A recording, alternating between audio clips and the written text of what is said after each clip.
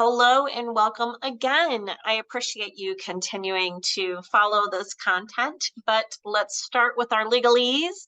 The information in the following presentation is to be used for information only. This is not intended to diagnose or treat any medical issues you may have or believe to have been exposed to. You should talk to your medical provider about any concerns. I am not a doctor. I'm not giving medical advice, and the purpose of this presentation is to share basic knowledge of our digestive system and how to improve conversations that you have with your medical providers and to build a sustainable life with healthy food choices. You should never begin an exercise protocol or a nutrition plan without first checking with your provider to ensure that you're able to safely execute the program.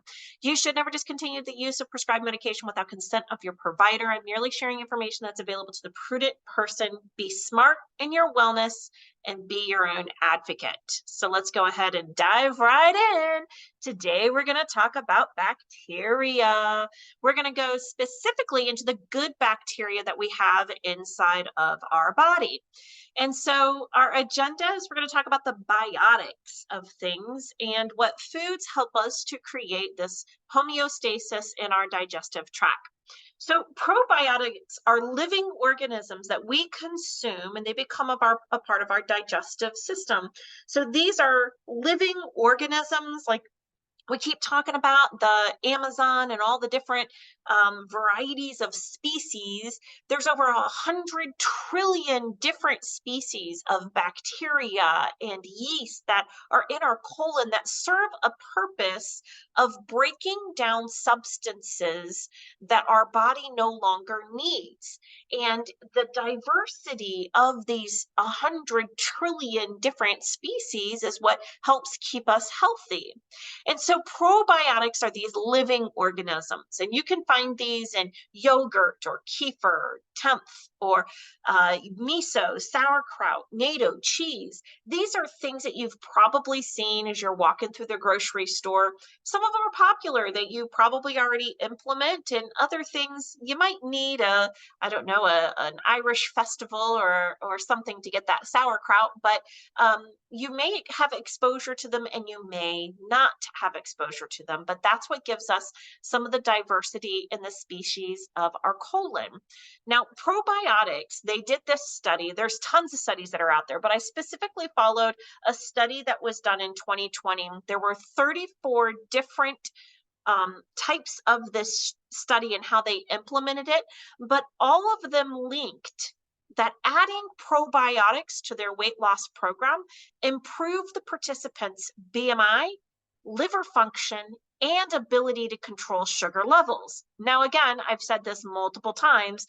Is it really that the probiotics is doing it, or is it the stuff that we consume to get the probiotics? So probiotics, we see our cabbage and our pears, tomatoes, our vegetables and our fruits are where we get some of our probiotics. But the participants who ate these foods and participated in these studies, well, they did eat more fruits and vegetables, but more importantly, they lost weight rapidly. And again, is it because they ate the kale? Or was it because they have a healthy gut? And I'd argue that it's both. That having the healthy gut helps to eliminate all the bad stuff in the body. And eating the kale, well, like I've said multiple times, you've probably heard me say, you don't see someone who gnaws on kale having to worry about 5 vanity pounds. Prebiotics are not alive. So probiotics are living organisms. We put them in our body, they help us poop. Probiotics need food, just like every other living organism. And so prebiotics are the food for probiotics. When we eat this food, it helps to create the food necessary for probiotics to stay alive. It's like the carbohydrates that the human cannot digest, and they actually stimulate our immune system.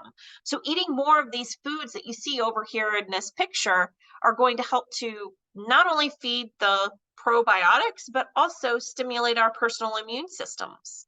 So what are these? These are fruits and vegetables, nuts, legumes, and whole grains. By incorporating these in our diet, we're going to be feeding the good bacteria. Now, the other added benefit is eating these foods, they make you feel full. So you've never heard anyone OD on oats in the morning, like, just going back for my fourth plate of oats. Like you feel full faster versus I can tear up a cake. You cannot overconsume as much when you eat these foods because it's going to make you feel full. Now, most of us have heard of probiotics. Some of us have heard of prebiotics, but what's not as widely known is postbiotics. Postbiotics, we could say that the pre and the pros are the parents to the post. So they're kind of the descendants of what happens when probiotics consume prebiotics, and it's the byproduct that's left over. Postbiotics are created in the colon, and they are very much a healthy part of our digestive system. So, how you can get more pre, pro, and postbiotics? Try to create some perfect meals. Do a combination of both pre and probiotics where you're getting that diversity in the different species and food that you're eating, but also that add some protein. Get some healthy protein in there, like salmon. Do the fresh cut salmon and add it with the perfect amount of kale and almonds and create a dish. That's the easiest and best way for you to start to add these pre and probiotics into your diet.